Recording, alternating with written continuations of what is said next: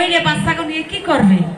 কামাই করে খাওয়ার মতন তো যোগ্যতা নাই, কারণ নারী মানুষ, 4টে ছেলে মেয়ে মানুষ করতে গেলে তো অনেক কাঠখড়ি পোড়াইতে হবে। তো উনি মনে মনে করছে যে এই সলমাই নিয়ে আর বাঁচতে থাকবো না, তাইলে সলমাই নিয়ে আমি মারা যাব। এখন এই সলমাই নিয়ে পাহাড়ের পরে উঠতে যাইয়ে, পাহাড়ের পরে উঠছে, পাহাড়ের পরে নামবে, লাভ দেবে। আপনার ওইটা একটু ওই সাইডে সরাইতে পারেন না? এখন এর ভিতরে আজরাইল চলে এসেছে। আজরাইল কি ওই জম চলে এসেছে, আইসা বলে যে এই মহিলা দাঁড়াও, কি হয়েছে? বলছে যে আমি এই সলমাই লইয়া থাকতে পারতেছি না, আমি কামাই করে খাইতে পারতেছি না, সলমাই কি দিয়ে মানুষ করবো? বাচ্চা বাচ্চা থুয়ে বাবা মারা গেছে, এখন এগুলো নিয়ে আমি কি করে চলবো? তাই এইখানে মারা যাইতে আইছি, আর কি পাহাড় পর দিয়ে লাভ দিয়ে মরবো।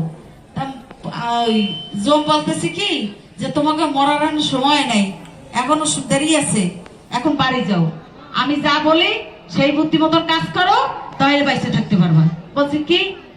কয় আমি তোমার একটা কবিরাজি শিখিয়ে দিই। বলছে কি কবিরাজি? কয় এখন থেকে তুমি রোগী দেখা শুরু করবা। যে কিরম রোগী দেখবো? যে তুমি যাবা রোগী দেখতে, অসুস্থ মানুষের দেখতে যাবা, দেখতে যাইয়ে যদি আমার পার্দারে দাঁড়ানো দেখো, তাহলে বুঝবো যে বাঁচবে, তাই বুঝবো বাঁচবে। বলবেন যে রে এমনি পানি ফোড়াটা যা দিচ্ছে এগুলো খালি সুস্থ হয়ে যাবে।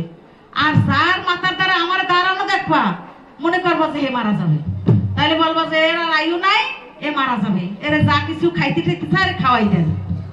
এখন উনি রুই দেখা দিচ্ছে বেশ ভালো, টাকা পয়সা অনেক কিছু হয়েছে, হইতে হইতে অনেক বছর হয়ে গেছে, বাড়ি গাড়ি টাকা পয়সা অনেক কিছু হয়েছে। এখন ওই মহিলার বড়ার সময়